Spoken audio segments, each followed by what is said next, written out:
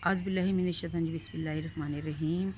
السلام علیکم۔ آج میں آپ کو ایک ایسے واقعے کے بارے میں بتانے لگی ہوں جس کو سوچ کر ہی دل کانپ اٹھتا ہے کہ آج سے 10 سال پہلے ایک لڑکی نے اپنی والدین کو فون کر کے بتایا کہ میں نے نکاح کر لیا ہے۔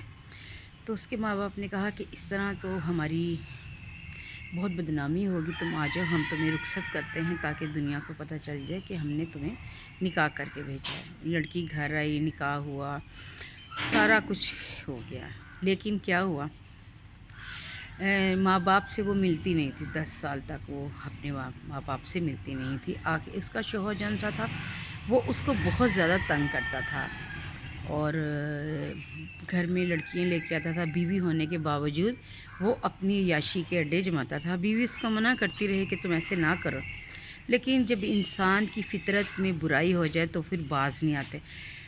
اس آدمی کے 5 بچے تھے تو لیکن وہ باز نہیں آیا، روزانہ ہی لڑائی، بہت زیادہ وہ اپنی بیوی کو مارتا پیٹتا تھا، اس کے ساتھ لڑتا تھا۔ بات صرف یہ تھی کہ اس کی بیوی کہتی تھی دوسری عورتوں کی طرف توجہ نہ دو، تو بیوی میں ہوں، حق میرا ہے، تو تم دوسروں کے ساتھ کیوں رنگ للیاں مناتے ہیں؟ لیکن وہ شخص باز نہیں آیا۔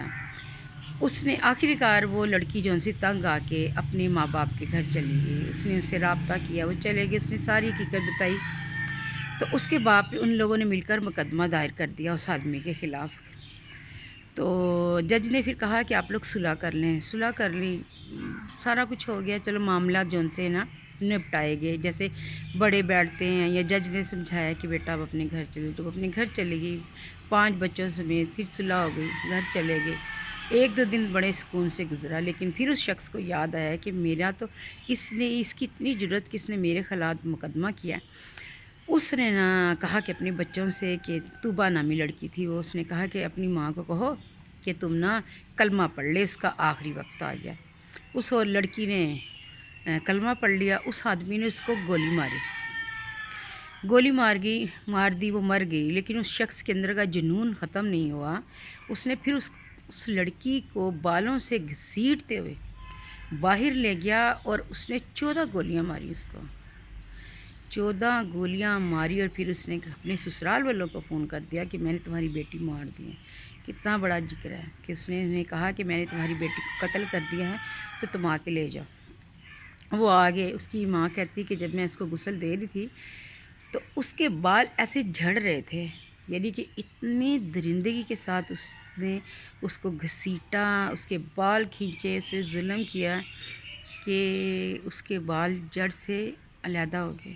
تصور کرے ایک مسلمان ہونے کی حیثیت سے، کیا اس بندے نے یہ بھی نہ سوچا کہ میں نے روز حشر اس کا حساب دینا ہے؟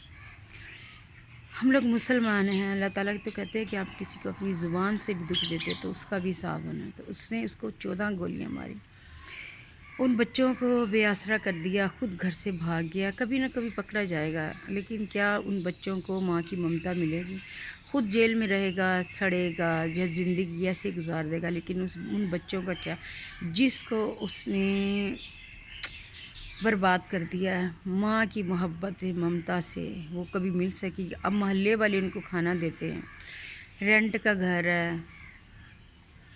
بچے کہتے تھے کہ جب نانا نانی سے ملنا شروع کر دیا، انہوں نے کہا ہم اپنے نانا ابو کے گھر جائیں گے، تو وہ ان کو ان کے گھر بھی نہیں بھیجتا تھا۔ بہت ظلم۔ اس ویڈیو کو زیادہ سے زیادہ شیئر کریں تاکہ وہ شخص پکڑا جائے اور اس کو اس کے کیے کی سزا ملے۔ بہت دکھ بھری کہانی کہ ایک تم نے بیوی کے ساتھ مطلب لو میرج کی ہے ایک لڑکی کے ساتھ، پھر اس کا گھر بسایا، 5 بچے پیدا ہوئے، اس کے باوجود تمہارے اندر ذرا احساس نہیں ہوا۔ بہت دکھ، بہت ہی شدید دکھ ہوا ہے کہ یا باری تعالیٰ ہم لوگوں پہ رحم کر، ہماری قوم کس طرف جا رہی ہے۔